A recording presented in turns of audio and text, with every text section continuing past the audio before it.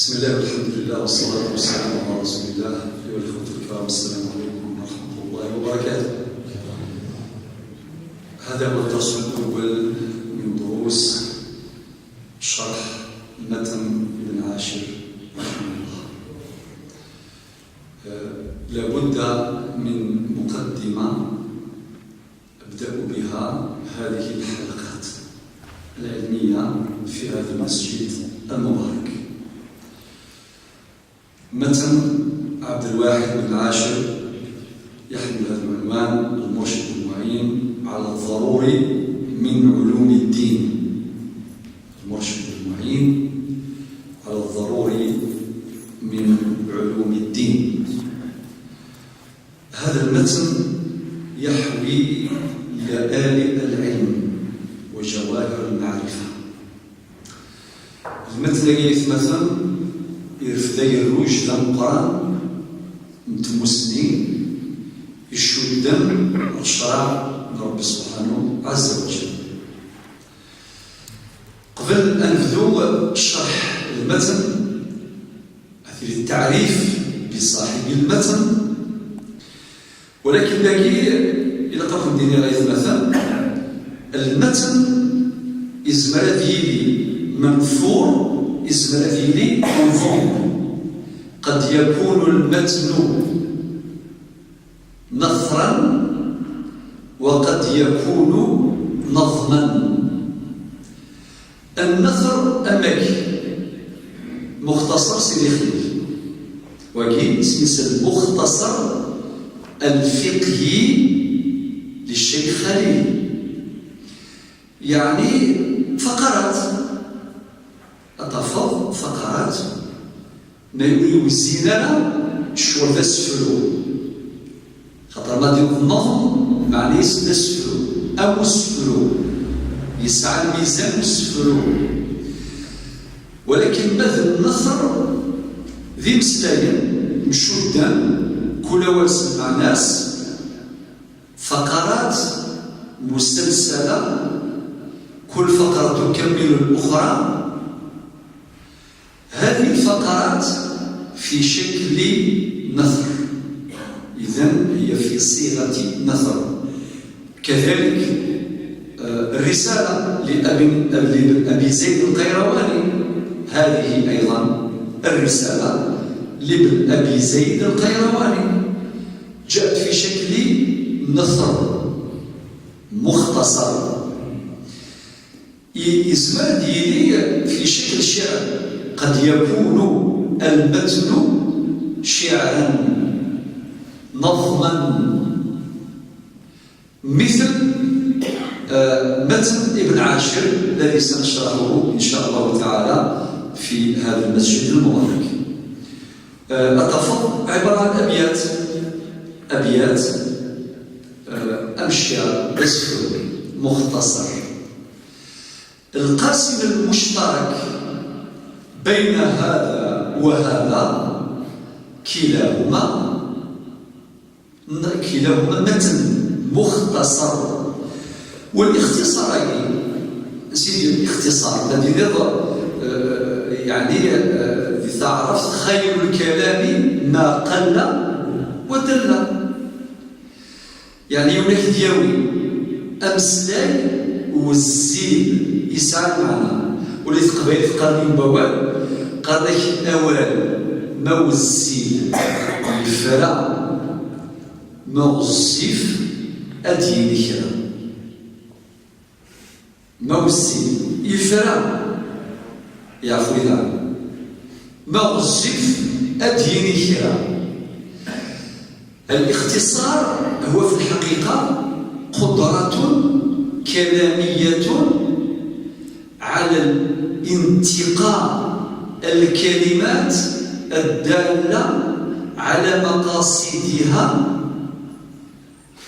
دون لف أو دوران، مباشرة إلى الهدف. أول الزلم يروح مباشرة إلى الهدف. أريد النظام مباشرة. زار كان مثل ثلاثنا ما إلا أد يسيو له يحكو ثمس ساعات واش بدي يحكوا أطفي الزيت صنض الزيت صنض أقرويك يقرحيك بلا الفايدة تصور لما وتفهم شو بدي قال الرجل كان ما يفاك وكالباب العادي وما أدراك إذا كان في العلوم لذلك خير الكلام ما قل ودل القاسم المشترك بين هذه المتون سواء كانت نثرا أو نظما أنها مختصرة ما كنخدني راسني باش كيما كديوي أكاجو تشينا أكديوي ثقرات نجو يعني عصير. إذن هذه المختصرات أشبه بالعصير الذي يقدم لذيذا يشرب. طبعا المسألة ليست بسيطة، اختصار علوم الدين اختزال علوم الشريعة ليس بالأمر الهين، ماشي داير سهلا باش بنادم يروح دير ريزومي يختصر علوم الشريعة ذكرى إنسان.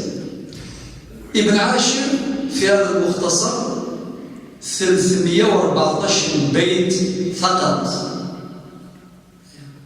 314 بيت، بمعنى يولي يحفظ 310 من الأبيات الخير يحفظ مشروع، وإذا قلنا الشرح كل واحد سكان مشروع، ولكنه مختصر مفيد.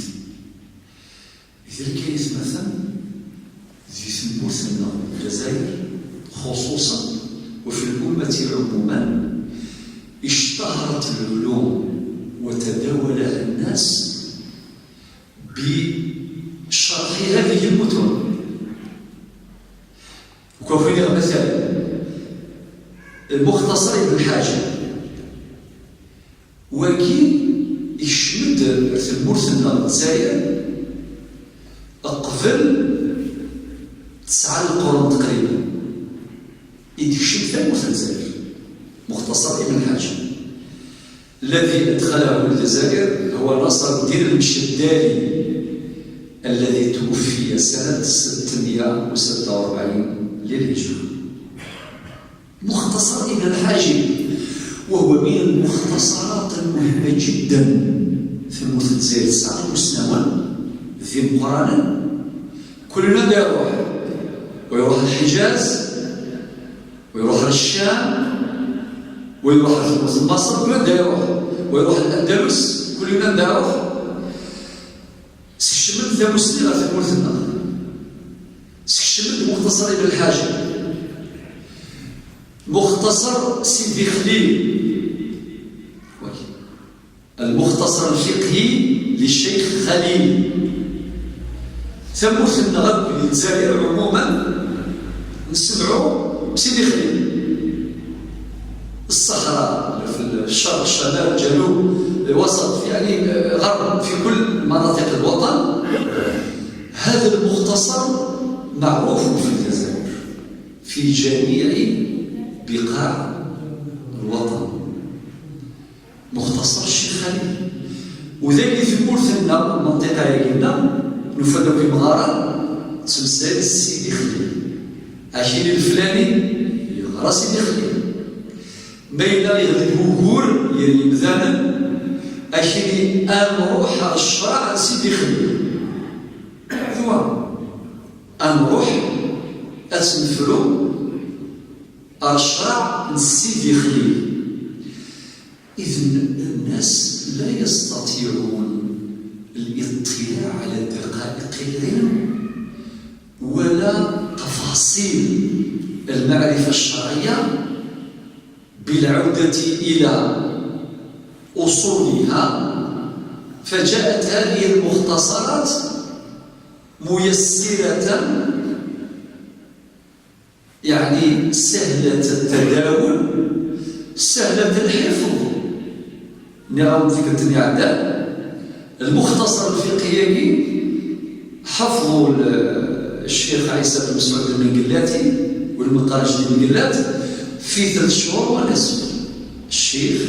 الشيخ عيسى بن مسعود المنقلاتي حفظ هذا المختصر الفقهي لسيدي خليل في 3 شهور ونصف فقط، وهذا زمن قياسي. كذلك إلا مختصر ابن عرفة، إلا مختصرات كثيرة دخلت الجزائر وكانت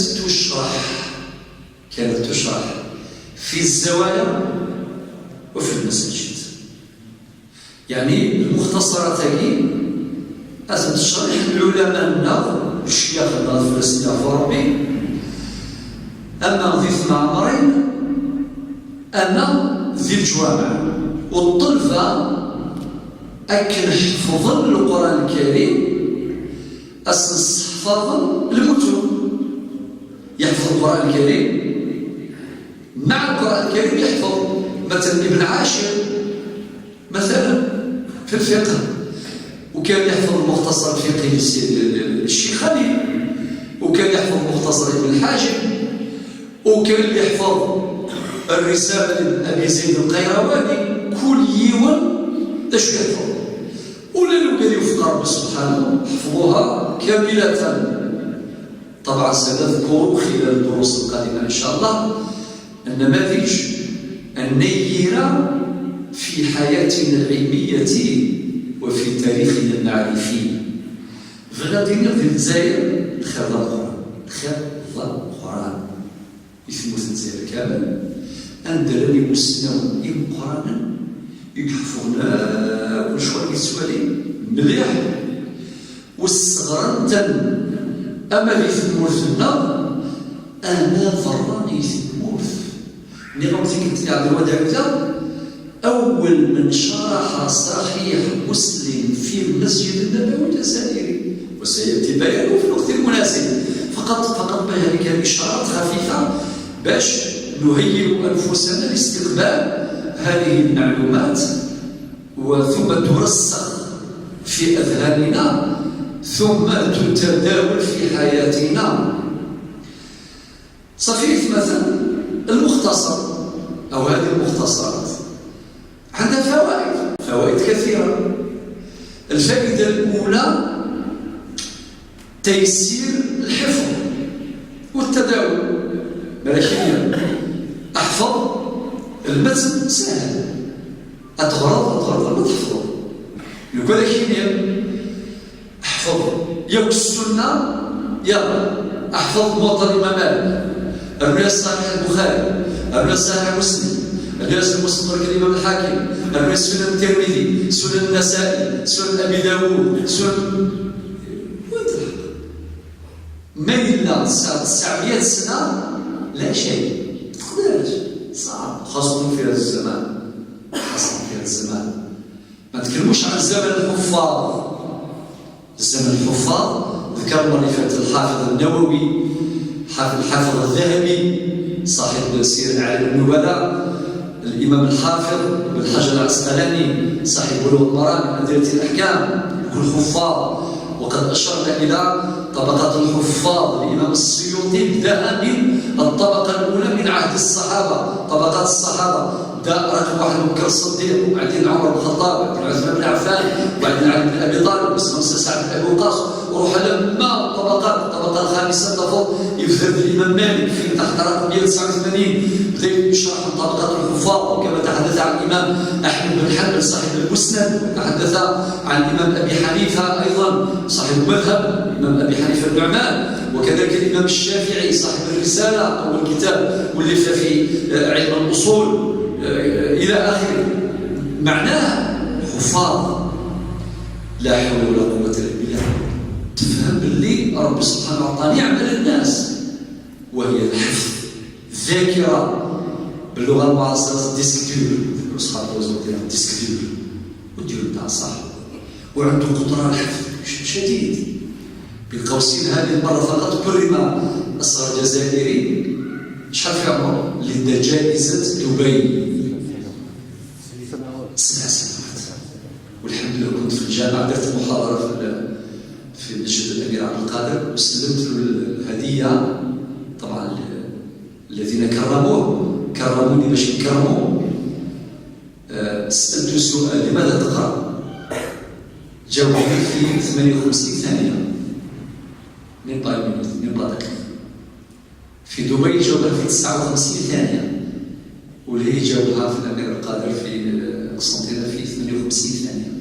7 سنوات فقط. 7 سنوات يعني سنة أولى ابتدائية، ويحفظ على هامش اللقاء تكريمي. يعني سمعنا انه الله يبارك اجابات ما شاء الله، كيف كان يقرا سيره ابن هشام ويقرا كذا ويقرا كذا ويقرا كتب. ما إلى 7 سنين يحب القرايه، يحب العلم من الصغر. تصوروا بعد 20 سنه كيفاش يكون. يعني ما إلى 7 سنين يبدا في الصمت الحمله القرايه البوليس. في سنين كيف غاز الصعوبة في سنين يكون الشيء في راسي مصرف. بداو بالمصرف الشهير، هذا مصرف كتبوه باليد. هذا مصرف كتبوه باليد. طبعا باش كتبوه بالورديناتور السمخ القلم سميتو خدام سؤال المشي. يلا اللي يكتبها واش نحتاجوا الادوات؟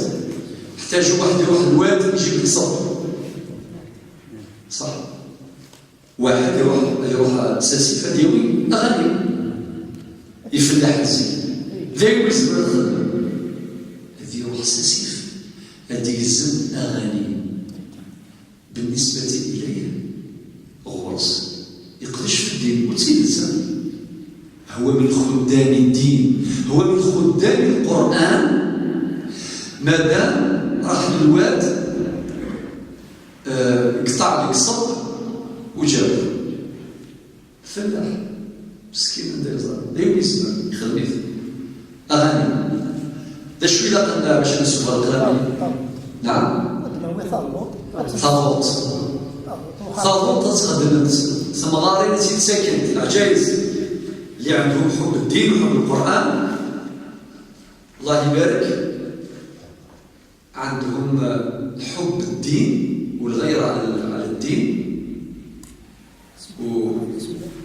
ويعطوا الصوف. الله أكبر. الله يصافي لك صوت أغاني زائد الصوف زائد. نعم مقارس تدويت، مقارس غير تدويت. أيوة تدويت الدوات.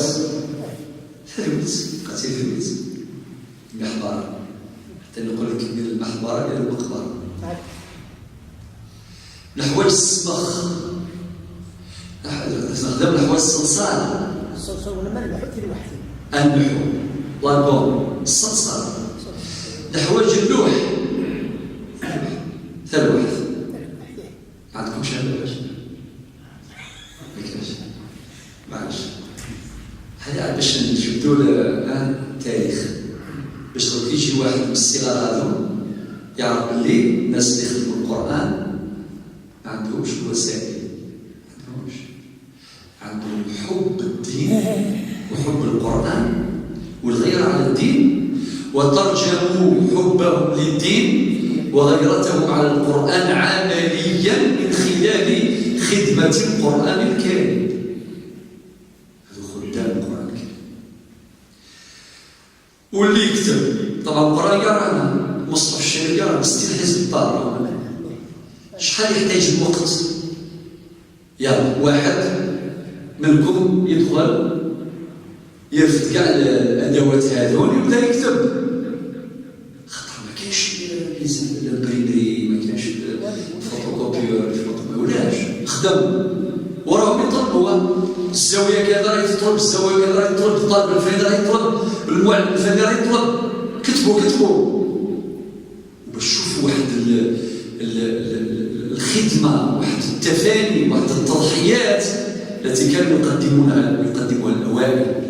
شحال يحتاج الوقت باش يديرها المصرف، باش يكتب يكتبوا بيده ويكتبوا بتمعن بدقة، يعني ماشي بيبري، لا مش ميغلطش الآية. وكاين آيات متشابهات تلقى الرسول صلى الله عليه وسلم قال إن هذه أمتكم أمة واحدة وأنا ربكم فاعبدون، آية أخرى وأن هذه أمتكم أمة واحدة وأنا ربكم فاتقون.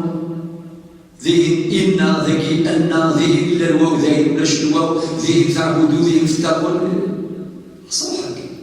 يعني لازم حضور الذهن، لازم اليقظة، لازم الدقة باش الانسان ما يغلطش. شحال في ظن في اعتقادكم باش واحد يكتب الصف كيما هذا؟ طبعا يختلفوا كل واحد كيف، مي في اعتقاد ما بيبريوك سورتو الا تراو في الزواج باش يكتب واحد الصف كيما هذا. هل يقوم واحد يسكت عامين يا شيخ؟ كاين يكتبوا في عام، كاين يكتبوا في شهرين، انا شهرين. ونسبة الخطأ لفظ كاين صفر. صحاب البريمري صحاب نجبدوكم ولا حبيتو احيانا اخطاء كثيره، احيانا تصادر 500,000 نسخه من المصحف الشريف لوجود الاخطاء. 500,000 لي زيكزومبلير أضران. لماذا؟ لوجود الأخطاء، لا تخطأ. وقال لي يوضري باش نطرح مع له ويجي نهار نسمعوكم اللي يكتبوا أبو يعلى الزهوي مثلا كتب بيده وفيه مصحف للأسف مع كثرة الأشغال وكذا ما عنديش الوقت باش نجيب كلش، إنما تشوفوا مما بصمات علمائنا في تدوين في كتابتهم المصحف الشريف وفي كتابتهم أيضا للسنة المطهرة. هذا مصحف الشريف. حطوا برك الشيخ مع البركة. نروح للمتون الأخرى، وطبعا للمويان ما كاينش تحلو ذلك. شفتوا الله يبارك ويجلدوه، هذا هو التجليد.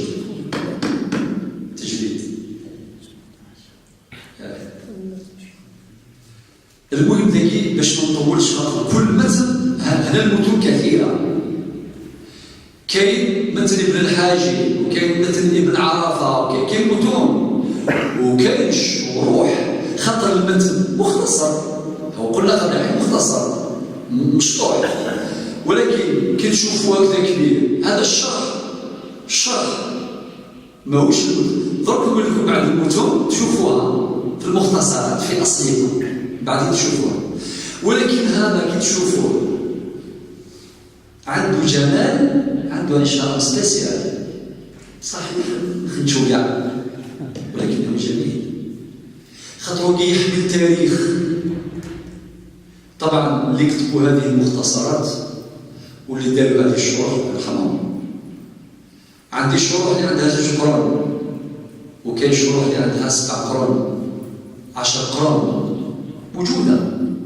10 قرون شرحوها خدموها بدءا من أوائل القرن الثاني الهجري مع بداية عهد التدوين وليمة المجتهدين الذي بدأ من أوائل القرن الثاني الهجري وامتد إلى أواسط القرن الرابع الهجري، ويسمى هذا العهد الذهبي ويسمى اصطلاحا عهد التدوين والأئمة المجتهدين.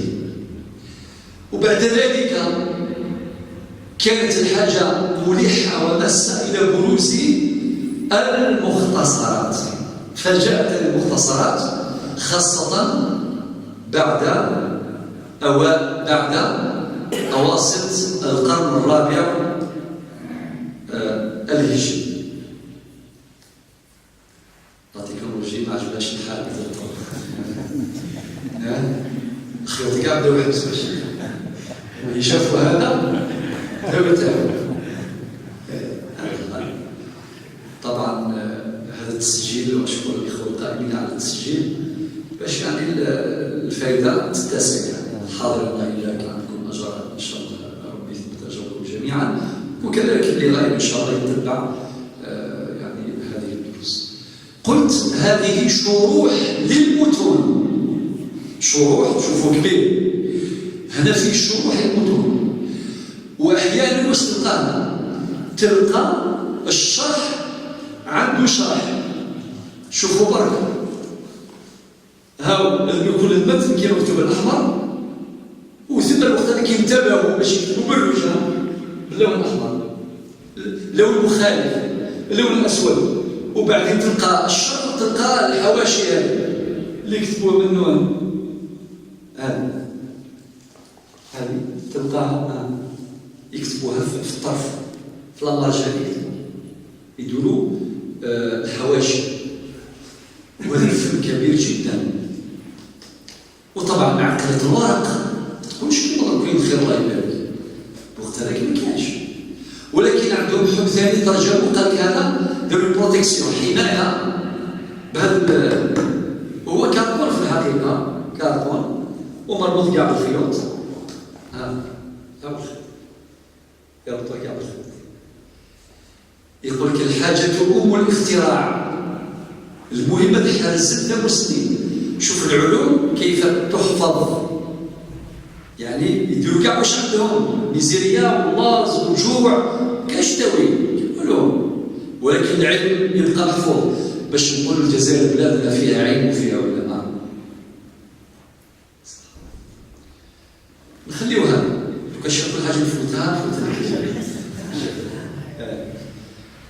الجيل هذا ايضا هذا في مرحله متقدمه شويه من يحسنوا، يعني كل ما يلقى فرصه كيفاش يحسنوا شويه. هذا ايضا كيف الله يبارك. ايضا المتون اللي موجوده اتمنى وحدهم، اتمنى يجي نهار هذه المتون وهذه الامهات هذه الكتب ترى النور بالتحقيق. كاين حاجه في العلم اسمها التحقيق، معنى تحقيق هذه الكتب تخرج باش تشوف النور، خاطر باش تكون يقراها تجاوز طريقه الكتابه تاع زمان ما تقدرش تقراها، ما تقدرش، وزيد مكتوبه صغيره وكان بعضها لا تقرا، مصيت بزاف الى قدروا باش يزيد الغرب، خاطر الحروف هذه كثرنا كثرن اي الغطر ولاش لي مويا طورت تشهر سيوسيه. طبعا ما حبيش خاطر كل متن يحتاج الى وقت ان شاء الله في فكره باش تشرح الكتب، الكتب في الزوايا. سياتيكم الخبر ان شاء الله. يعني في يوم واحد نقرا كتاب كيما واللي واحد باش يقرا في 7 سنين نقراو في نهار. تكون الميثود صحيحه، كل شويه صبر حوالي 6 سوايع نقراو كتاب كومبلي. هذه مشروع ان شاء الله، البروجي يبدا ان شاء الله يوم 10 ديسمبر هكذا يبدا المشروع، خاطر البروجي هذا تحتاج 7 سنين، وهذا لازم 10 سنين صافي شحال، وحنا ما نبقاوش 800 سنه في الدنيا صافي. من بعد كاين الميثود تلخص المضامين اللي موجوده، باش واحد يقول لك نعرف كتاب مثلا كتاب ابن عرفه راه في دماغي على واش كاين فيه، كتاب مثلا الامام مثلا السيوطي على واش كاين فيه، كتاب مثلا تاع الشاطبي الموافقات على واش كاين فيه، على الاقل على بالو بطريقه مجمله مع بعض التفاصيل، وهذا في حد ذاته يجزي ويكفي. بارك الله فيك الشيخ. هذا كان شوف هما كان ايه المصحف دائما ايوه كما تحبش بعد حتى نجيو تاع الشروط تاعو.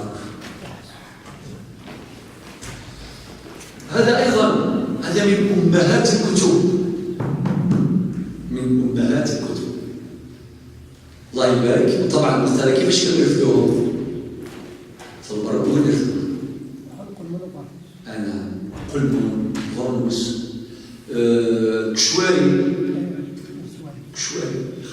ثقيله الشيخ الجزائري.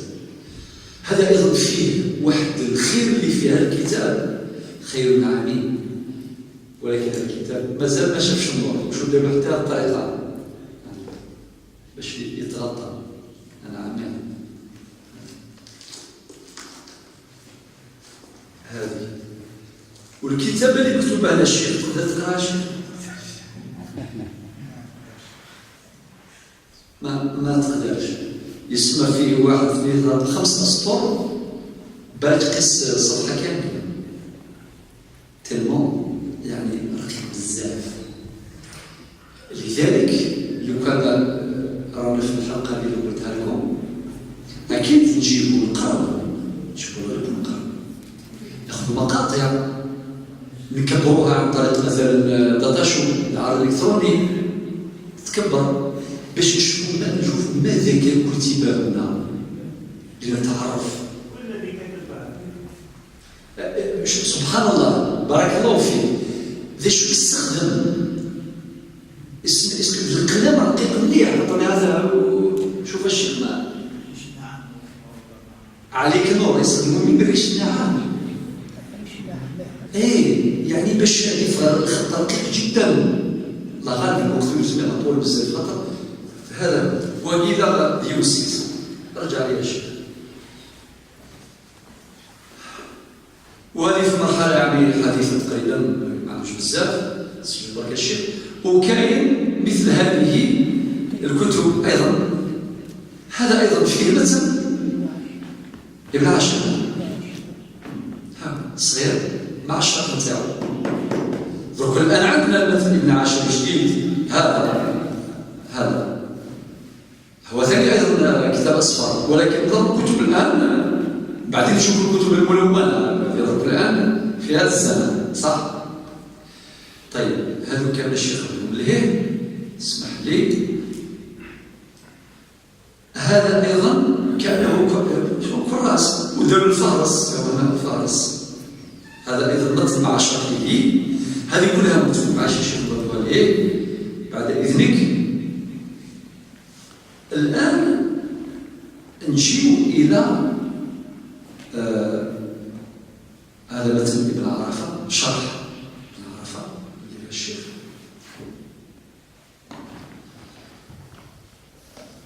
هذا أيضا منهاج قوي ابن حجر. نرجع الآن إلى اللغة العربية. اللغة العربية ما هو المتن اللي كان يدرس كثيرا عندنا؟ كان يدرس تدرس ألفية المالك، تدرس الأجرمية قبيل تجربة هات تجربة. ولكن الآن هات تجربة وذي زيك يون باش ديال القرآن ودير تعرف التراث باش يقال ذا مسلم يتعرف باش ندير القرآن ندير سوا بدير السنة ندير سوا غير الله. لذلك يجمع في الخير.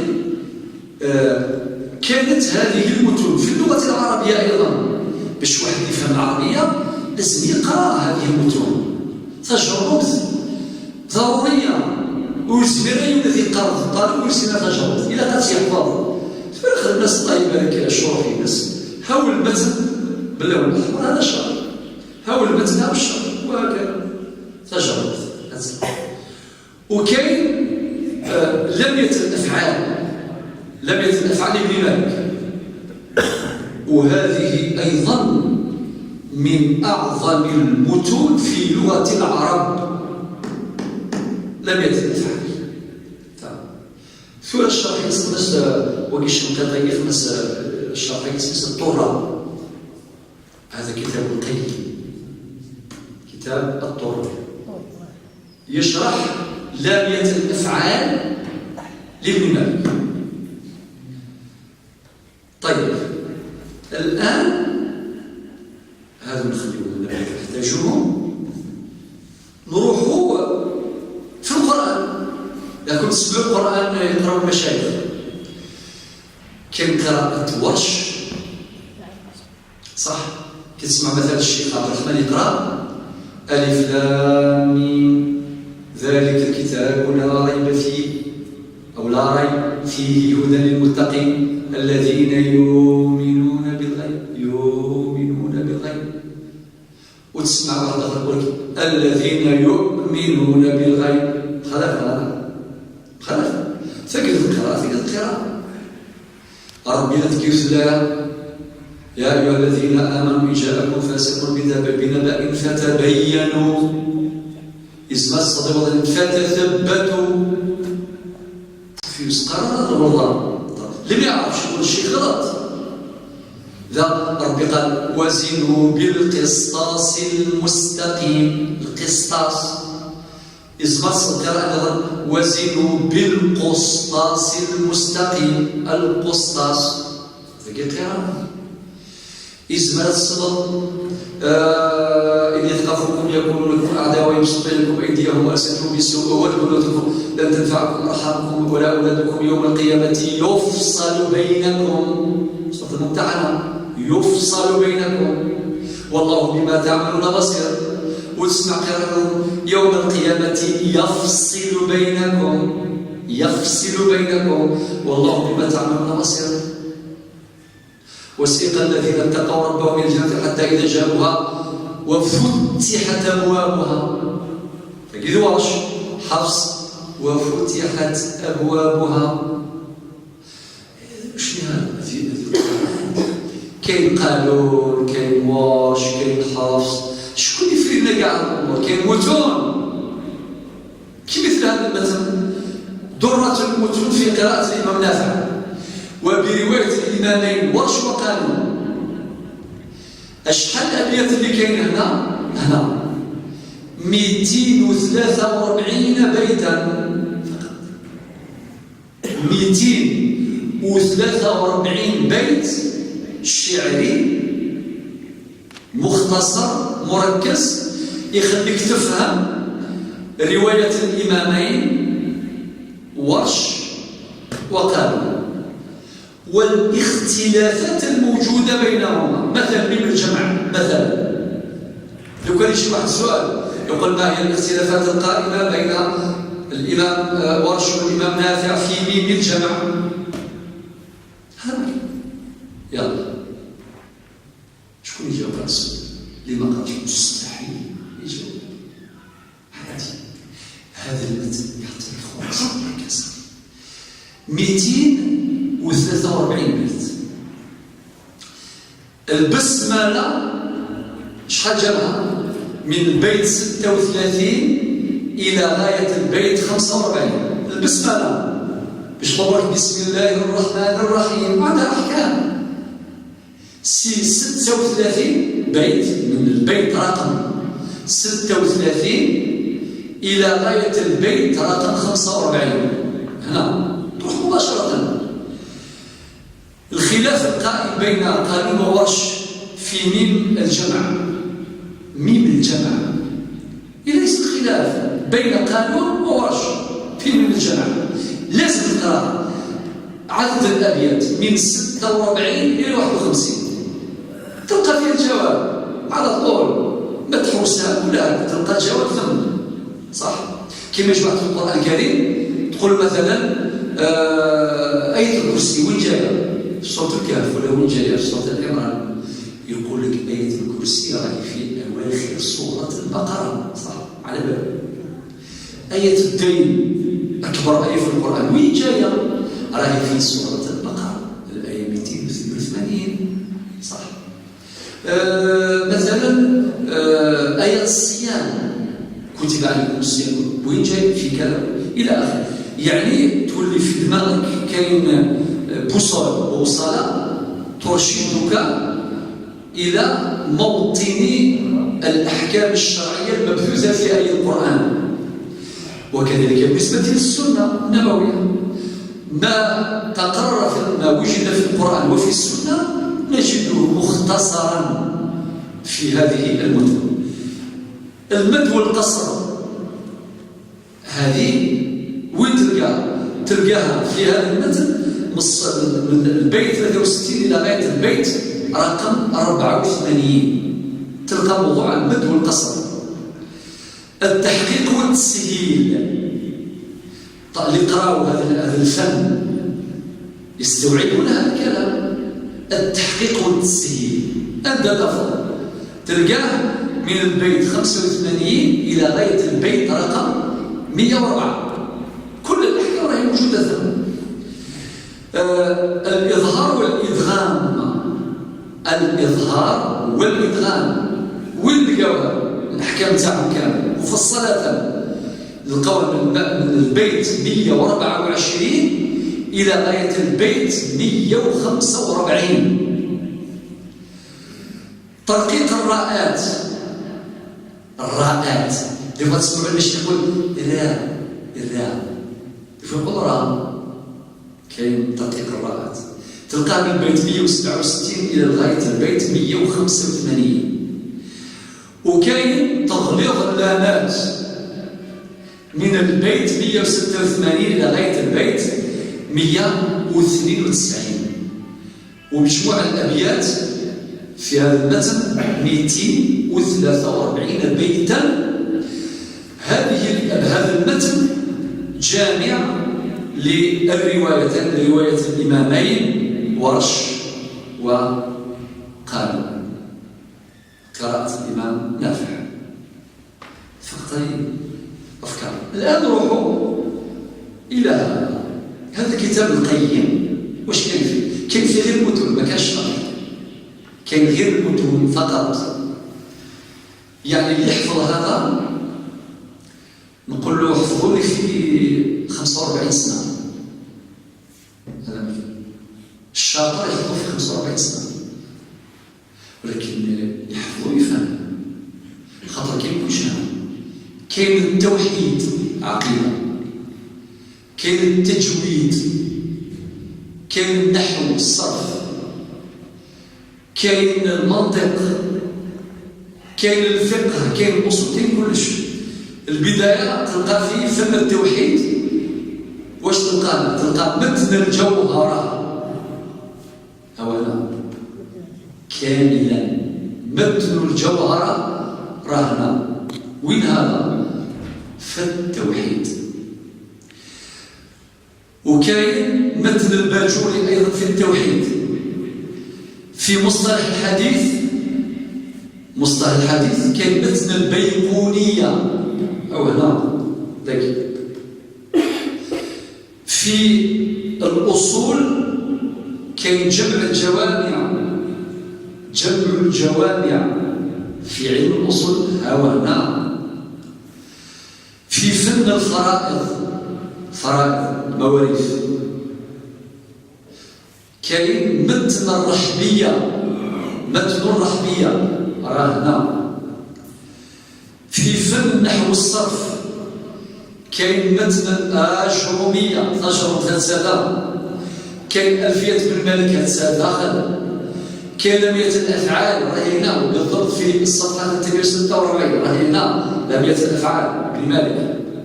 فن المنطق، فن البيان والمعاني والبديع، حتى هذا الفن راه موجود هنا. وفن التجويد كاين هنا المنظومة الجزائرية أو متن الجزائرية راهنا. هذا مجموعة المتون. الله يبارك. يقدر واحد يدي هذا صغير، يدي في القلمون نتاعو، يروح يرغى الغنم ويحفظه. وعرفنا الشيوخ هنا في الجزائر حافظين هذه الكتب وما عنده حتى دبلوم. هذا الجو الهادئ، مسجد هادئ، السؤال هادئ، كاين ناس سكات، كاع مساجد نتاع الجزائر كاع هكذا. الجو الآن عموما ما يساعدش على الحفظ، ما يساعدش. علاه؟ خاطر فيها الكلاكسون، الطوموبيلات، الكاميوات، المشاكل، العياط، الصقاع، غاشي بزاف المشاكل. يبدا برك من الدار تقول لهم خليني كونسونطري نركز شويه يا حسن. التلفزيون يخبط مش عارف فين واش تقرا.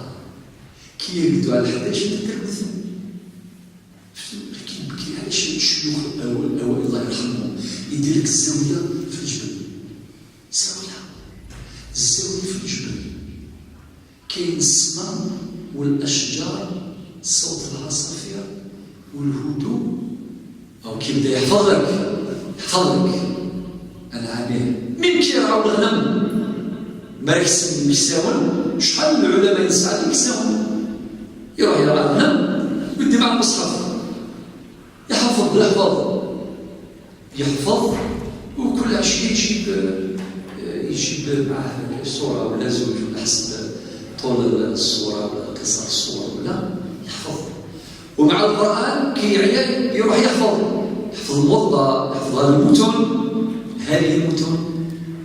أدركت بعض الشيوخ من هذا الصنف، منهم واحد الله يرحمه برحمته الواسعة كان يحمل دائما في يديه شكار، يرفد تشكار في الخشن يفسس وزرع شويه داخل واسمه البطاطا الزور ديالو زرع. أركز عالم يحفظ الكتب بشكل كبير، استحرى سيدنا شويه داخل الشكار يواس 65 سنوات جمع عتيق الزوصة في الجنازة. هذا غيفضل دوك كيف هذا غتسامي هكا شويه ديال المتون يدي هضر بعد يروح يسيب للبيت إلا يسمح لي كان يلدي تشكاف الميدا سني ولا غشويه داخل الشكاف المتون ماشي البطاطا ماشي الزروديه داخل المتون. إلا الشكاف تساوي يدي من بعد القيمة نطفخ المراجعة نقرأ نكون الساقي كل واحد منكم يركب الكتاب ويرفد الكتاب، ترفد برك الكتاب وترفد الكتاب. شفتوا الأخيرة لا بأس صح ولا ماشي صح؟ ولو كنت ترفد الكتاب وتناقشوا في الأمور العلمية مع الشاب ديالو ودي ماذا قال الشاطبي في هذه المسألة وقد رد عليه يقول لكم مساكين يعني إن شاء الله ربي يهديهم بلاش ما فيهم. ثم القراية اللي عرفنا لا اللي قريته على كوريا قال كوريا داخل الماشينة وكاين فيها كتب تمشي 500 كيلومتر واش دير في ماشي 500 كيلومتر اش وكل كتب كلها الثقافة العامة والجغرافيا والأسطرونومية الفلك والجيولوجيا قرا صح. تروح هنا في المطار تلقى واحد يستنى 7 سوايع حياتي مريح أحسن من في الجرنال ولا وكيل اسمس لطابلة كذا كيلا بس كذا كيلا بيقول نفس النرجوة كذا يتوالي خلاص لا يرى مفهوم المسألة كيف. لذلك الناس بكري عندهم ظروف ساعدتهم فضلا عن النية وحسن القصد والعزيمة والإرادة وزين الظروف مساعدة. صافي ساعة النية الأولى ساعة التسمية في الدين ساعة الحمل غير الدين وظروف مساعدة ما كان دريت مع عمر شغل. كان الشيخ أصغي شرطه يروح في شرطة بهلول أصاص كاع يروح ديري مباشرة في الأزهر الشريف. يحكي في الشيخ محمد الصديق في كتابه الشيخ الرزقي الشرفاوي الأزهري شحال سنين مما الكوري في براثين في براثين تروح لسيدي الجزائر سيدي مولانا النيس سنتي قرارها لا يقرأ حتى يجمعهم يقول لك لو كانت تقرا رساله هذه غضبات ماذا الفرح هذه بغات يشد الموت هذه يحضر ماذا الحزن في الموت لا غادي يحزن لا غادي يشمت صافي ما يشمت تروح اصل القرايه أليس كذلك؟ ولا شتي موين الثلاث لا تاويل سيور التليفون ديك الشد لافيون وكذا الا ما يزدولاش يروح الفابور يروح كسكالي يروح حتى الكتاب صافي ما يسمع ماذا؟ ما تشوف العين ما يسمع الوذنين ما ينجرح القلب ورسواليثات ورسلهم الزور وريجرحوه يمطاول سهلنا كي كمل كاع القرايه تاعو درجه العالميه درجه عاليه قلب هذيك الرسائل اللي يقراها الرسالة الأولى مات فلان، الرسالة الثانية مات شحال اللي ماتوا؟ الله يرحمه برحمة واسعة، ولكن استثمر زمانه ووقته في تحصيل العلوم. الله يرحمك يا مفتاح الغدة. مفتاح الغدة عنده كتابان مهمان. الكتاب الأول اسمه صفحات من صبر العلماء على شأن العلم والتحصيل. الكتاب الثاني قيمة الزمن عند العلماء. إذن فهمنا بأن هذه المتون هي مختصرات تختصر أمهات المسائل بل دقائق المسائل المبثوثة في الكتاب والسنة. أين كنا معناتها المتن كهذا هو مثل ابن عاشر. حينما نطلع عليه ونبدأ في الشرح إن شاء الله بدءا من الأسبوع القادم، الحلقة القادمة إن شاء الله وقدر، معناتها صاحب هذا المتن راجع إلى القرآن الكريم، حفظه فهمه جاب الأحكام، ورجع إلى السنة النبوية الشريفة وأعطانا الخلاصة. فكي أشبه أفلاحني أفلاح هذه روح هذه الزوم تشهر مثلا مشينا أتي الزوم أم بعد أتي رجل أتي السوء أتي خدمك شوي لاقا لما تسمغي الغلة تفك الثمرة تفك الشينة بيدفك الشينة هذه روح أنت تيكس أبري غادي يخدم عاصية غادي تيفك يسبي شدار بستاس يعطيك الصحة يعطيك الصحة. حنا ما حضرنا ولا ما تعبنا ما والو باش نفهموا خاطر علاش قلت هذا الكلام كتشبيه باش نعرفوا باللي أرباب وأصحاب هذه المتون قدموا تضحيات كبيرة برجوعهم إلى الكتاب والسنة فهما وشرحا واختصارا، ثم داروا هذه الصياغة باللغة العربية الفصيحة التي تحقق المقاصد كما سمر يعني في مستقبل. ثلاث مثل أول وردة ذي الحلقة دي سدون أنفذت الشرع النهضة في الناظم صاحب المتن نترجم له نعرف به ثم نعرف بالمختصر أو بهذا المتن متن سيدي متن ابن عاشر، ثم نشرع في شرحه إن شاء الله وقدر. قبل نكمل هذه الحلقة أعطيكم فكرة فقط عن القرآن والسنة مختصرة باش ما نعودوهاش في الحلقة القادمة.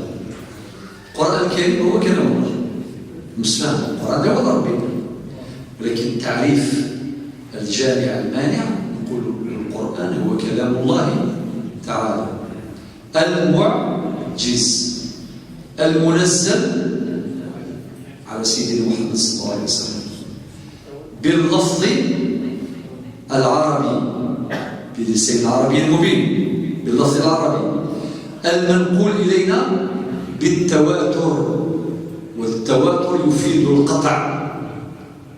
القيد السادس المتعبد بتلاوته. القيد السابع المكتوب بالمصاحف أو في المصاحف أو الصحيح. القيد الثامن المبدوء بسورة الفاتحة. القيد التاسع والمختوم بسورة الناس. وجيبوا باش ندير مع القرآن الكريم صحيح. والقرآن الكريم عنده ثلاث أنواع من الأحكام، ثلاث أنواع من البيان. هناك البيان الكلي ألف، باء البيان الإجمالي، جيم البيان التفصيلي. ألف البيان الكلي معنى بذكر القواعد الكلية والمبادئ العامة. ويأتي المجتهدون ويأتي العلماء لاستنباط الفروع والبحث في الصيغ إلى آخره. مثلا ربي قال في سورة النحل آية 95: وإذا حكمتم بين الناس أن تحكموا يا أيها الذين آمنوا، قال إن الله يأمركم بالعدل إلى آخره، وإذا حكمتم بين الناس أن تحكموا بالعدل. وقال إن الله يأمر، هذه الآيات نفسها، إن الله يأمر بالعدل والإحسان، سورة النحل آية 95: إن الله يأمر بالعدل والإحسان. ولكن كيف حكم العدل؟ القرآن ما قالناش. وربي قال ولا يجرمنكم شنآن قوم على ألا تعدلوا، اعدلوا هو أقرب للتقوى. ما قالناش صح؟ الشورى وأمرهم شورى بينهم، مشاورة يا كان مشاورة ودينا ودينا في قالكي ربي في سورة المائدة الآية الأولى: يا أيها الذين آمنوا أوفوا بالعقود.